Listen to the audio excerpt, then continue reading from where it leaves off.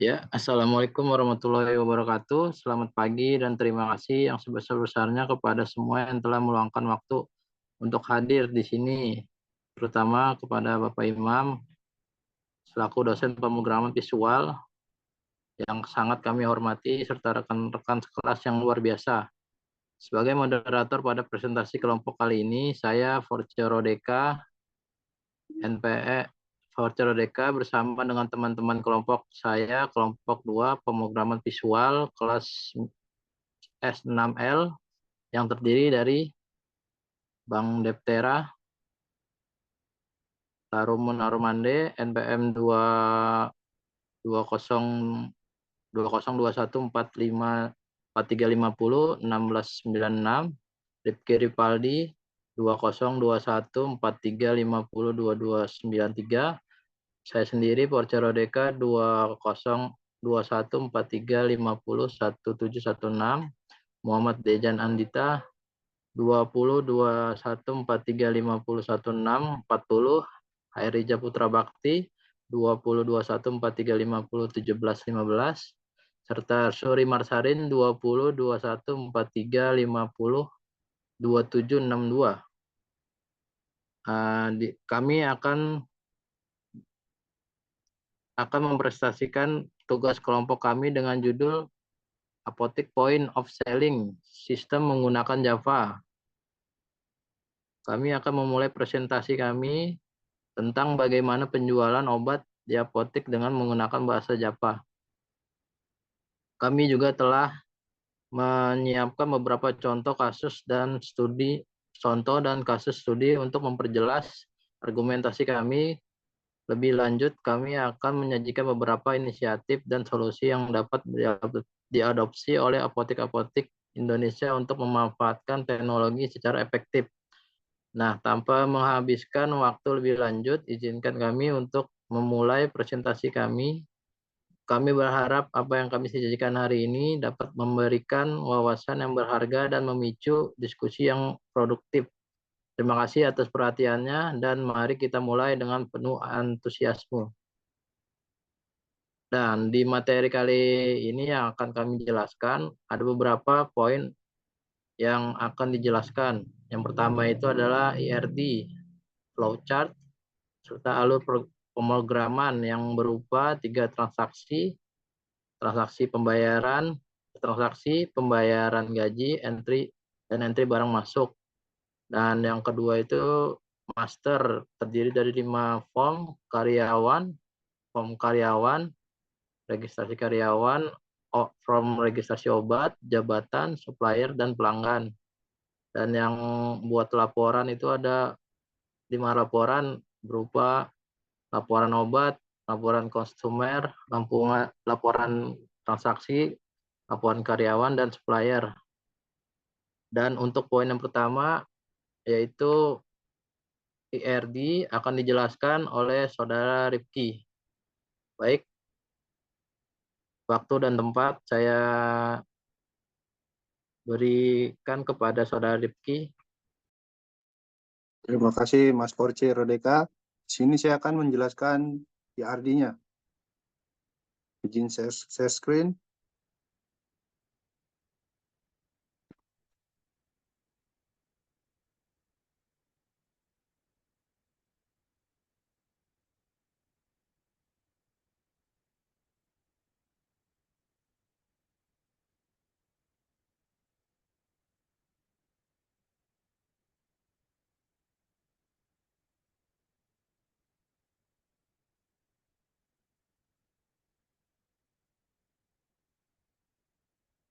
Mas Force, izin ini dulu, saya mau share screen dulu, Mas.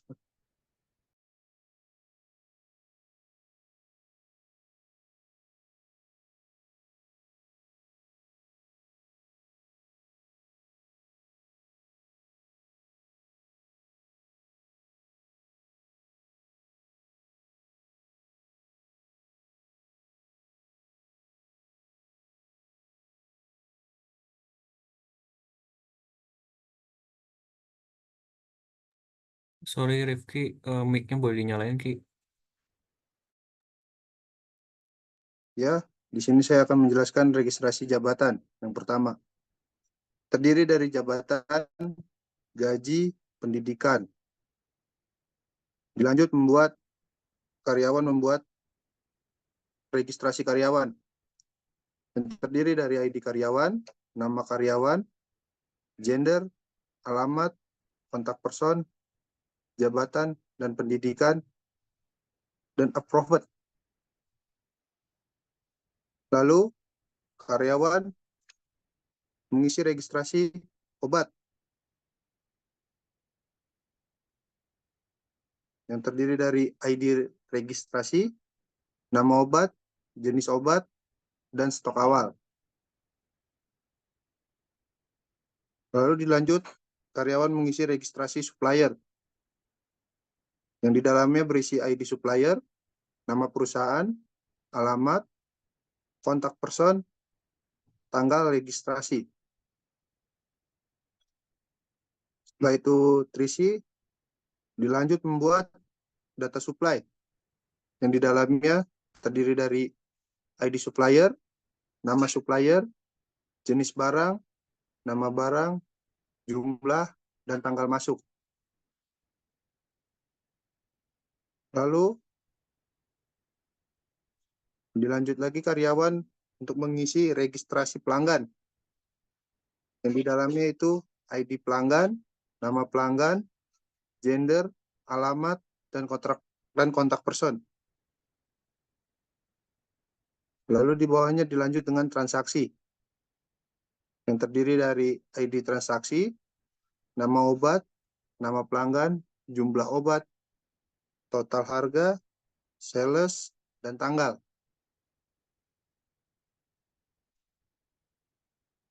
Setelah itu karyawan membuat pembayaran gaji yang di dalamnya berisi kode bayar, nama karyawan, gaji pokok, tunjangan, bonus, total gaji, total terima, bulanan, jabatan, potongan pajak, potongan lainnya, total potongan, dan tanggal cetak. Setelah itu terakhir membuat keluar printout-nya data transaksi, data customer, data obat, data karyawan, dan data supplier. Sekian penjelasan dari saya kembalikan kepada moderator kita, Mas Force. Ya, terima kasih Mas Rifki. Dan lanjut dengan flowchart akan dijelaskan oleh Mas Dejan. Silakan Mas Dejan, waktu dan tempat. Baik, terima kasih Mas Porce. Saya share screen terlebih dahulu.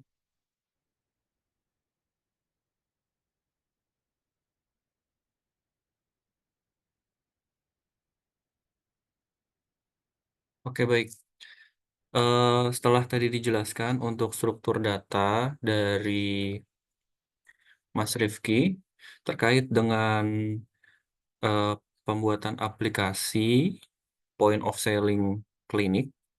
Jadi di sini kami membuat 3 alur untuk laporan data karyawan, laporan data obat dan supplier, dan juga yang terakhir laporan data pelanggan dan transaksi. Kenapa kami bagi 3 untuk alurnya? Karena untuk menentukan fokus ataupun berjalannya aplikasi ini mau seperti apa. Jadi contoh semisal mau membuat laporan data karyawan, pasti harus ada proses atau alur prosesnya. Nah, kami bagi agar lebih terstruktur lagi untuk penggunaan aplikasi ini. Nah, yang pertama terkait dengan laporan data ini dimulai dari registrasi jabatan, yaitu pengisian kebutuhan jabatan, dilanjut nanti outputnya adalah data jabatan. Nah, dari alur proses ini kita bisa dipilih mau input yang mana dulu, registrasi jabatan ataupun karyawan, namun dikarenakan harus ada kosongan jabatan dulu, jadi kita buat jabatannya terlebih dahulu seperti tadi, dan dilanjut untuk registrasi karyawan, pengisian data karyawan yang menghasilkan data karyawan tersebut. Nah, dari 2 data ini, jabatan dan juga data karyawan itu diintegrasikan menjadi input dan juga input pembayaran gaji, di mana harus ada data dari karyawan dan juga data dari jabatan tersebut. Nah, output dari pembayaran gaji yaitu laporan data gaji. Nah, di dalam laporan data gaji ini terlihat seperti nominal, jabatannya, nama karyawannya siapa, dan juga penempatannya apa. Nah, kita balik lagi sedikit ke data jabatan dan juga karyawan. Dari dua data ini menghasilkan satu laporan yaitu data karyawan, di mana kalau aktualnya di perusahaan, perusahaan harus memiliki suatu data ataupun rekapan dari siapa saja karyawan mereka ataupun data-data pribadi terkait dari karyawan tersebut. Nah, setelah kita melakukan rekap atau laporan data karyawan akan muncul nanti di aplikasi. Nah, sebelumnya mungkin saya akan menjelaskan 3 alur ini dalam bentuk flowchart saja, yang nanti seharusnya ditambahkan lagi penjelasannya lebih detail di dalam aplikasi oleh tim saya yang lain. Oke, yang kedua terkait dengan laporan data obat supplier. Untuk alurnya masih sama, registrasi obat, pengisian kebutuhan obatnya apa, dan juga nanti menghasilkan data satu obat. Terus kita lanjut untuk supplier, registrasi supplier, pengisian form data supplier, dan menghasilkan data supplier, yaitu nanti di-combine di dalam transaksi penginputan barang masuk. Nah, dari inputan barang masuk ini harus ada data obat dan juga data suppliernya siapa. Nanti data obat ini akan dikumpulkan sesuai dengan kebutuhan dari pelanggan kita. Semisal pelanggan kita maunya ada obat paracetamol, tapi kita belum menyiapkan. Nah, di sini adalah konsepnya untuk kita mencari supplier dari paracetamol tersebut dan juga kebutuhan dari obat yang akan menghasilkan kebutuhan dari pelanggan tersebut. Nah, dari barang masuk ini menghasilkan laporan barang masuk, yaitu yang nanti menjadi rekapan bahwa dalam sebulan ini apa saja barang ataupun obat yang sudah masuk ke dalam apotek klinik. Nah, kita kembali sedikit ke data obat dan juga data supplier.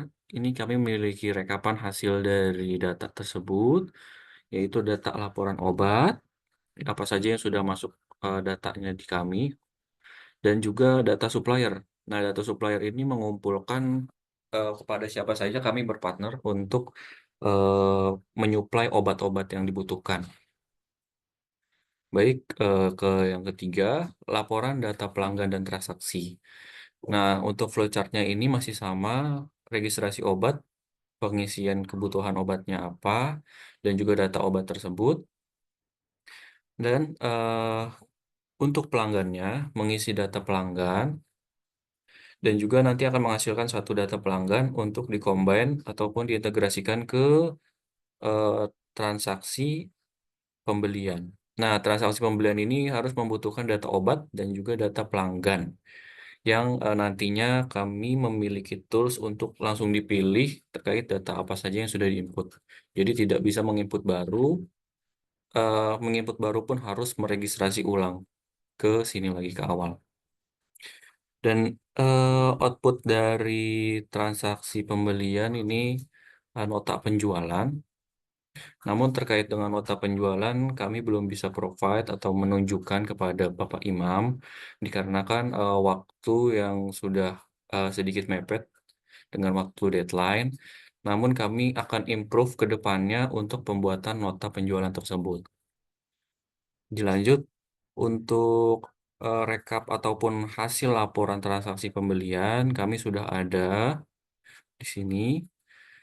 Untuk laporan data transaksi dalam sebulan itu apa saja, kembali lagi ke data pelanggan. Nah, kami mempunyai rekapan ataupun laporan dari data pelanggan yang nantinya sebagai monitoring kami dalam waktu sebulan ataupun penggunaan aplikasi klinik tersebut.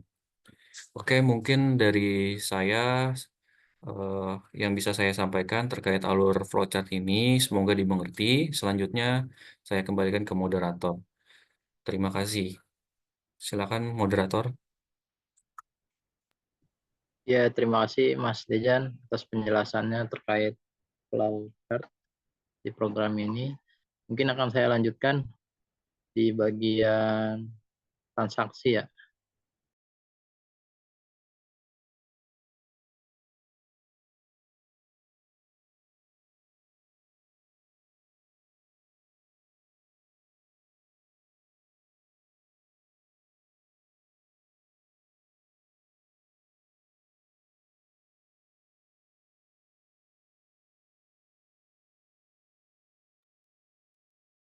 Nah, untuk masuk ke dalam program kita akan dihadapkan dengan form login.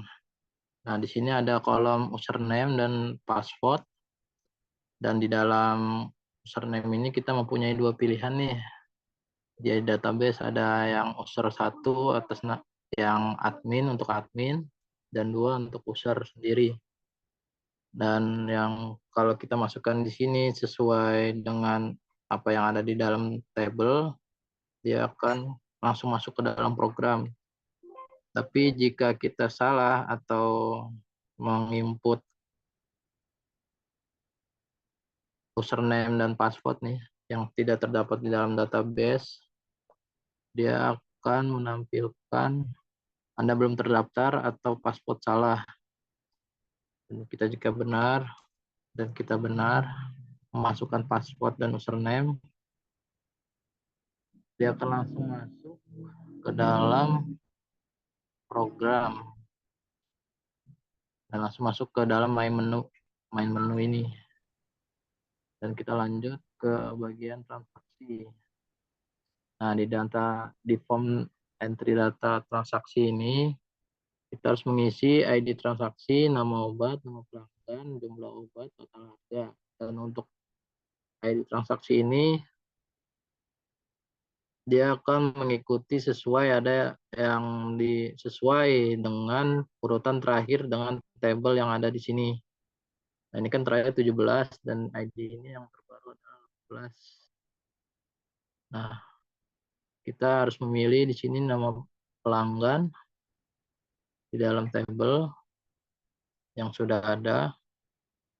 Nah, misalkan ini Bagas Satya, dia nama akan otomatis muncul di dalam pelanggan. Begitu juga dengan obat, data obatnya sesuai yang sudah terinput. Nah, ini nama obat akan muncul beserta harga satuannya. Sini namanya Vitacimin dan harga satuannya 5.000. Atau gunakan kata yang terkait dengan data. Misalkan vitamin B. Nah, ini akan dia secara otomatis masuk ke sini. Dan masukkan jumlah obat yang akan dipesan. Untuk total harga ini akan otomatis ketika kita mengklik hitung total di sini. Nah, sini keluar harga total harganya dan salesnya di sini kosongin aja nggak apa-apa. Tinggal klik aja. Input manual juga bisa.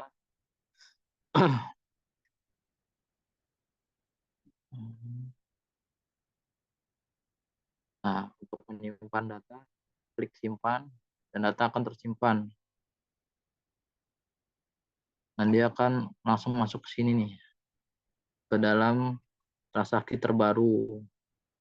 Dan jika kita ingin mengedit data tersebut, tinggal pilih klik data, klik yang ingin kita edit, misalkan jumlah obat,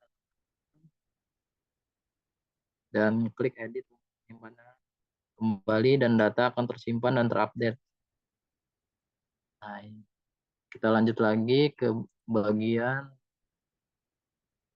entry data masuk. Dan entry data masuk ada beberapa yang ada di sini seperti ID supply, nama supplier, barang, nama barang, tanggal masuk. Dan untuk nama supplier kita tinggal klik di sini, klik data. Begitupun jumlah data jenis barang, nama barang, tinggal klik aja. Atau gunakan kata yang terkait dengan data di sini. misalkan citra. Nah, ini langsung keluar dan dia secara otomatis terisi di sini. Masukkan jumlah barang, tanggal masuk, input manual atau klik ini aja biar secara otomatis data akan tersimpan. Dan untuk mengedit, pilih data, edit, dan klik edit. Data akan terupdate. Dan untuk mencetak kita tinggal pilih klik cetak laporan, dan laporan akan muncul di layar sesuai. Nah, di sini akan muncul nih seperti datanya semua sama tanggal, nama-namanya juga akan muncul di situ. Dan kita lanjut nih ke form yang selanjutnya. Di sini ada terkait pembayaran gaji, form pembayaran gaji.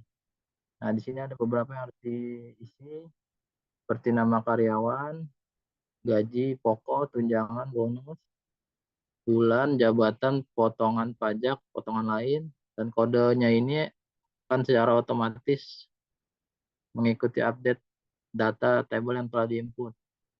Kita coba input untuk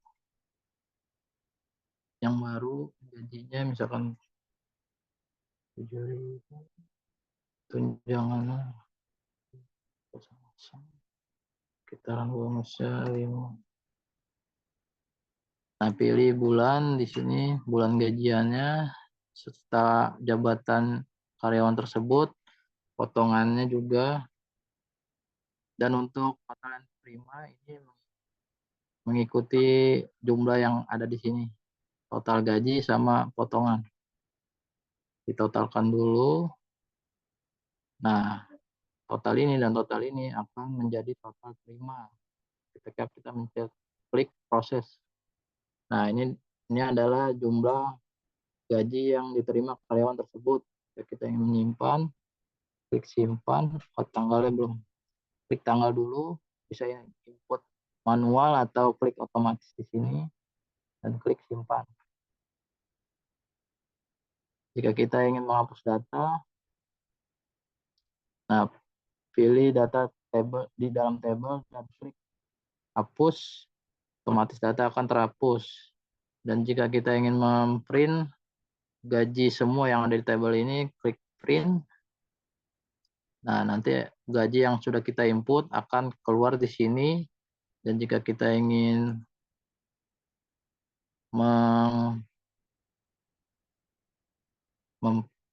memprint gaji, akan otomatis di sini. Di sini akan keluar datanya nih semua nih, sama tanggalnya semuanya, ada tanda tangan, ada ya bagiannya, datanya semua di sini. Nah, mungkin itu aja dari saya, dan selanjutnya akan dijelaskan oleh Bang Deptera. Silakan, waktu dan tempat silakan. Terima kasih, Sporce. Selanjutnya saya di sini akan mencoba menjelaskan perihal registrasi obat, registrasi karyawan, dan registrasi jabatan. Sebelumnya saya akan share screen.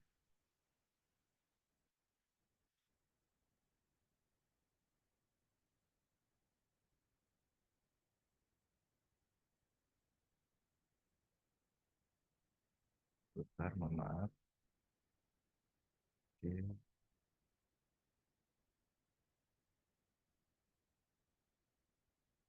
Oke.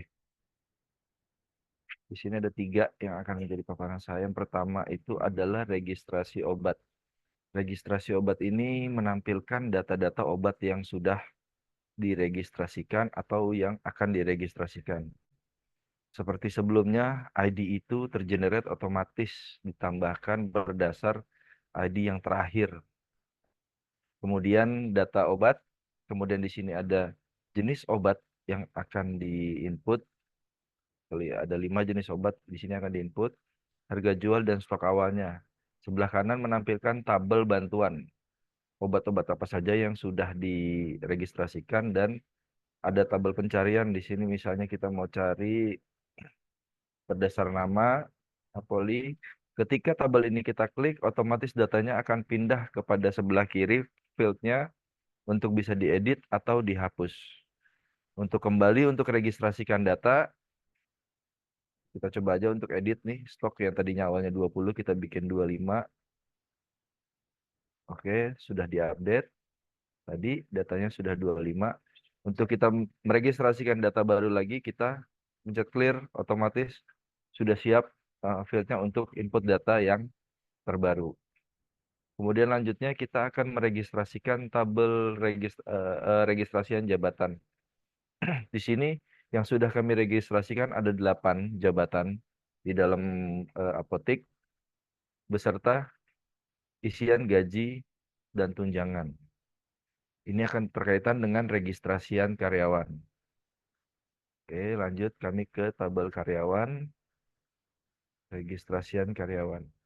Untuk ID-nya seperti sebelumnya tergenerate otomatis. Field yang harus diisi, dan di sini ada sedikit perbedaan. Di gender kami menggunakan radio button. Oke, kemudian alamat dengan text fieldnya. Nah, untuk jabatan, ini keterkaitan dengan kami menggunakan tabel jabatan yang dinamis.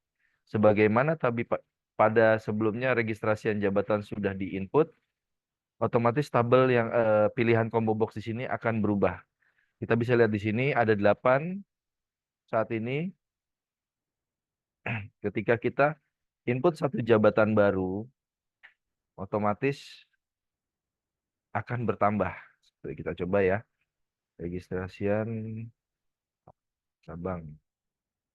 Mungkin kita bikin.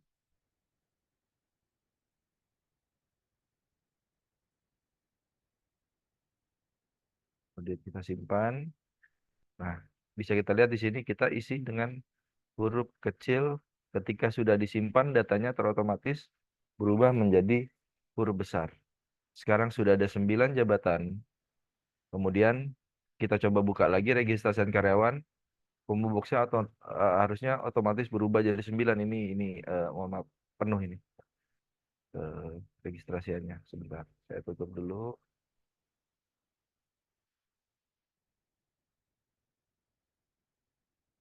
Nah,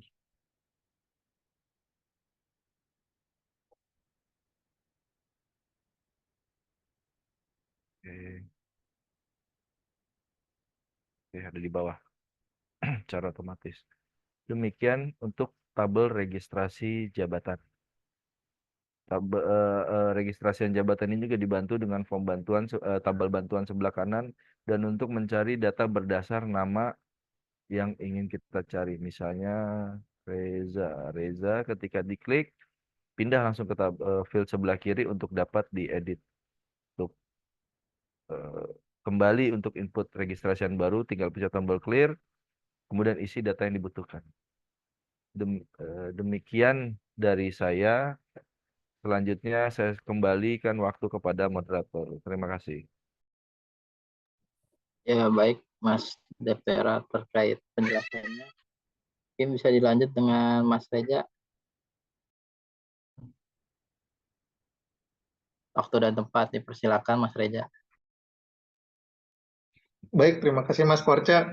Di sini saya akan menjelaskan tentang form registrasi pelanggan, form registrasi supplier, dan beberapa laporan data dari apotek. Oke, sebentar. Saya akan share screen terlebih dahulu.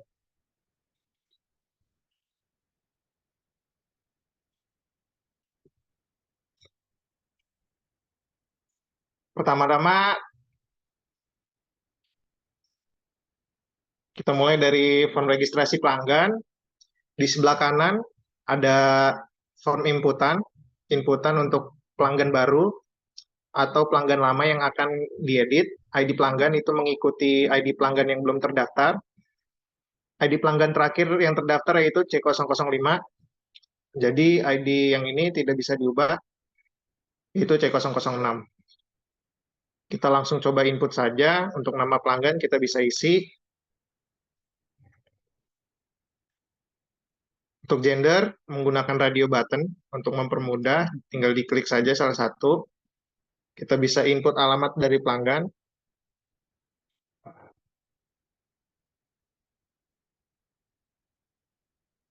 Kontak person atau nomor handphone dari pelanggan.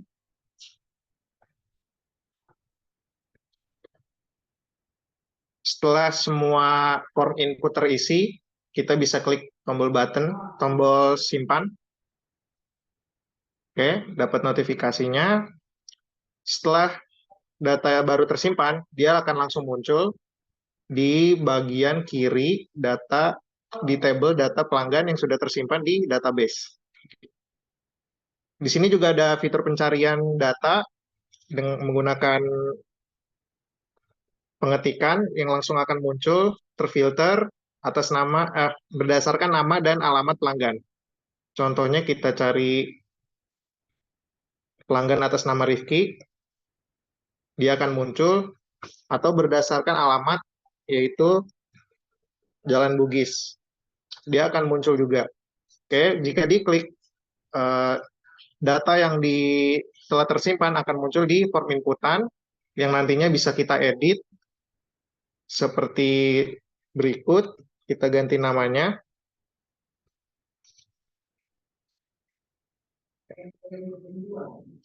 Kita klik edit.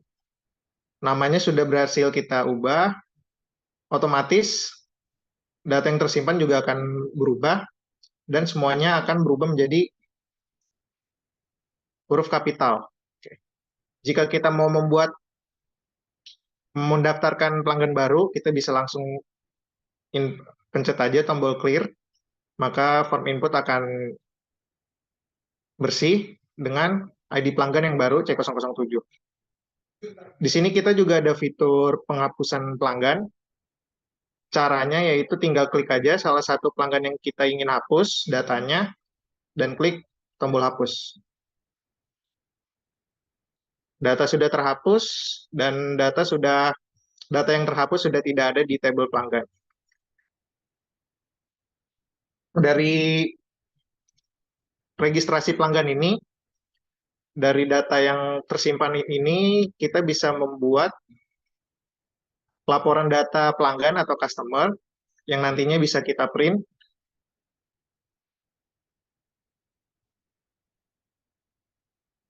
Oke, berikut tampilan laporan data pelanggannya sesuai dengan table yang tadi disampaikan oleh Mas Rifki. Ada ID pelanggan, nama pelanggan, gendernya, alamat, sama nomor telepon.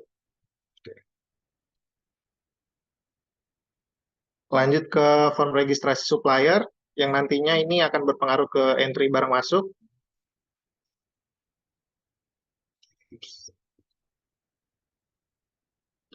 Sistemnya sama, ID suppliernya juga mengikuti yang belum terinput, yaitu KS108. Kita langsung input aja nama perusahaannya.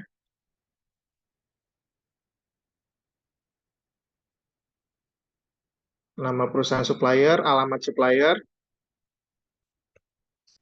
kontak person dari supplier tersebut, dan juga tanggal registrasi supplier. Di sini disediakan tombol radio button hari ini. Jika ini diklik, maka form input tanggal akan terisi tanggal hari di saat registrasi. Jika kita clear radio buttonnya, maka akan hilang. Kita bisa input manual juga, tetapi dengan aturan penulisan tanggal berdasarkan yang ini ya, yang di samping ini, tahun, bulan, dan tanggal. Kita coba input secara manual. Oke. Dan di sini juga ada tombol radio button untuk keaktifan supplier, apakah dia masih aktif mengirim barang ke kita atau dia sudah tidak aktif dan mungkin pernah mengirimkan barang ke kita. Oke, kita checklist untuk keaktifannya, berarti dia masih aktif. mengirim, kita pencet simpan, maka data akan langsung terrefresh, akan langsung muncul data yang barusan kita input. Fiturnya juga sama sebelumnya, kita bisa edit data yang sudah ada, misalkan ganti alamatnya, data berhasil diubah, maka data langsung diubah. Pencarian juga sama, bisa berdasarkan nama supplier atau berdasarkan alamat supplier. Setelah supplier diinput, otomatis di sini di entry barang masuk, data supplier akan muncul. Oke. Dari sini kita bisa memunculkan data supplier untuk sebagai laporan yang nantinya bisa di-print juga sebagai berikut, menyesuaikan dengan database yang tadi sempat dijelaskan. Ada ID supplier, ada nama supplier, alamat, kontak person, tanggal registrasi. Oke. Sekarang lanjut ke laporan obat. Berikut ada laporan data obat yang sudah tersimpan, yang akan dijual, yang dijual di apotek. Ada kolom ID, nama obat, jenis obat, harga jual obat, jumlah stok yang akan berkurang jika penjualan dilakukan, dan akan bertambah jika ada barang masuk. Lalu kita lanjut ke laporan data karyawan. Berikut laporannya, ada ID-nya, ada nama karyawan, ada jenis kelamin karyawan, ada alamat karyawan, nomor telepon karyawan, jabatan karyawan, pendidikan terakhir karyawan, dan aktif atau tidak aktifnya karyawan. Untuk A berarti karyawan masih aktif bekerja di apotek tersebut. Untuk B berarti karyawan sudah tidak aktif bekerja di karyawan tersebut. Dan yang terakhir ada laporan data transaksi. Laporan data transaksi ini merupakan data transaksi yang sebelumnya sudah pernah dilakukan dan tersimpan di database. Ada tanggal transaksinya, ada nama obat yang dibeli pada saat transaksi, ada nama pelanggan atau nama customer yang melakukan transaksi, jumlah obat yang dibeli, total harga atau total yang harus dibayarkan oleh pelanggan saat melakukan transaksi, kode transaksi, dan kode sales. Kode sales dialiaskan berdasarkan nomor ya, di tabel karyawan nanti akan ada nomor-nomornya. Sekian penjelasan dari saya kembalikan kepada moderator, Mas Forcet. Terima kasih. Ya, baik. Terima kasih Mas Reza atas penjelasannya terkait laporan. Mungkin ini akhirnya nih di bagian kesimpulan akan dijelaskan oleh Mas Deptera. Waktu dan tempat dipersilakan, Mas Dep. Terima kasih, Mas Forse. Untuk kesimpulan, di sini kami sampaikan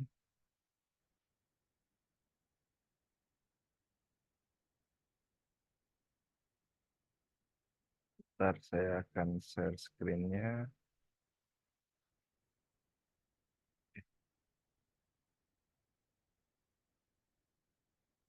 Pada aplikasi yang kami gunakan ini menggunakan NetBeans dengan nama package Apotek 2 yang di dalam source package-nya menggunakan 3 folder. Folder pertama dipergunakan untuk menyimpan kelas menu dengan internal frame-nya. Kemudian folder kedua digunakan untuk menyimpan koneksi, dan yang ketiga untuk menyimpan semua report yang kami buat. Library yang kami gunakan menggunakan Jasper dan MySQL JDBC Connector. Untuk frame utamanya kami hanya menggunakan 2 frame utama, yaitu form login dengan form menu main. Kemudian ada kelebihan dan kekurangan dalam menggunakan menu utama atau menggunakan internal frame. Yang pertama, kelebihannya adalah lebih mudah untuk menyambungkan antar frame-frame atau kelas-kelas yang ada. Namun kelemahannya adalah ketika ingin menjalankan kelas, harus menjalankan menu utama terlebih dahulu.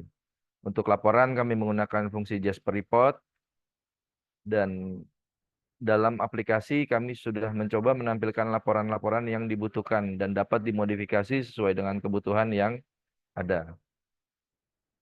Kemudian query-query SQL yang digunakan di dalam sistem ini menggunakan query-query standar, dan ada juga query gabungan sebagai tabel bantuan dalam penyimpanan data pada setiap menu yang ada. Salah satunya untuk tabel yang kami gabungkan atau query penggabungan ada pada tabel pembayaran gaji yang kami coba jalankan ini sebentar.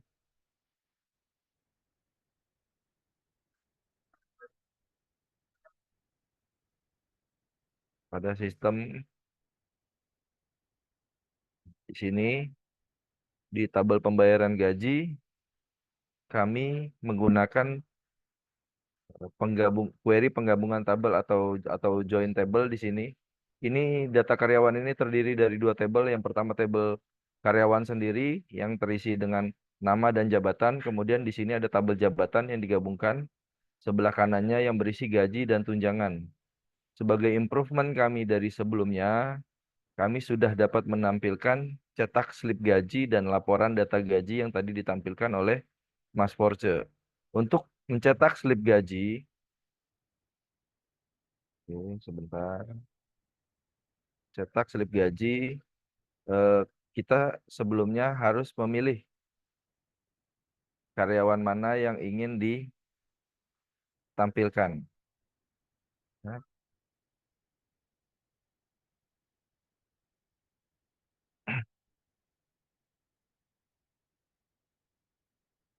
cetak slip gaji, misalnya kita milih salah satu karyawan, kemudian cetak slip gajinya.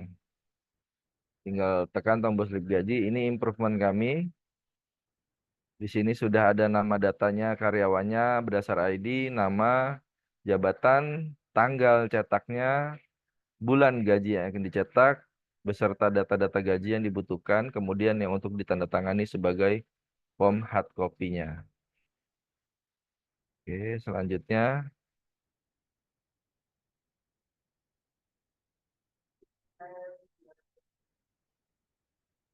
Nah,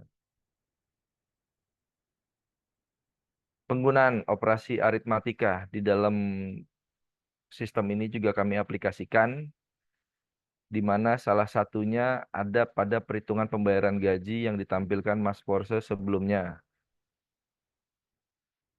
Sebagaimana pada perhitungan pajak dan potongan lain-lain, di sini menggunakan fungsi aritmatika, yaitu operator penambahan, perkalian, untuk bisa menghitung total gaji dan total potongan yang akan diproses kemudian menjadi total yang diterima oleh si pekerja. Selanjutnya, operasi buat, simpan, edit, dan hapus sebagai dasar CRUD atau create, read, update, dan delete juga diaplikasikan pada menu-menu yang ada di aplikasi ini. Untuk pengembangan selanjutnya, baik dari segi front end maupun back end, aplikasi ini sangat terbuka dan menggunakan codingan standar yang umum yang dapat digunakan. Demikian kesimpulan dari program yang kami buat ini. Terima kasih atas waktu dan kesempatannya. Mohon izin undur diri. Saya Deftera, NPM 202143501696. Kemudian rekan saya Haireja Putra Bakti, silakan. Sekian, terima kasih. Saya Haireza Putra Bakti, NPM 2021-4350-1715. Selanjutnya, bisa dilanjutkan. Ya, baik. Terima kasih. Saya voucher Deka NPM 202143501716. Terima kasih. Selanjutnya. Baik, terima kasih teman-teman semua dan juga Pak Imam. Saya Muhammad Dezan Adinta, 2021-4350-1640. Silakan selanjutnya. Ya, terima kasih. Dan saya terakhir di sini Rifki Rivaldi dengan NPM 2021-4350-2293. Dan juga ingin memberitahu kepada Pak Imam bahwasanya ada satu anggota kelompok kami yang bernama Suri Marsalin tidak bisa mengikuti video ini dikarenakan sedang sakit dirawat. Dan juga ingin mengucapkan terima kasih. Mohon maaf kalau bila ada kekurangan dari kelompok kami. Kurang lebihnya mohon maaf. Wabillahi taufiq wal hidayah. Wassalamualaikum warahmatullahi wabarakatuh. Waalaikumsalam warahmatullahi wabarakatuh. Wabarakatuh. Recording.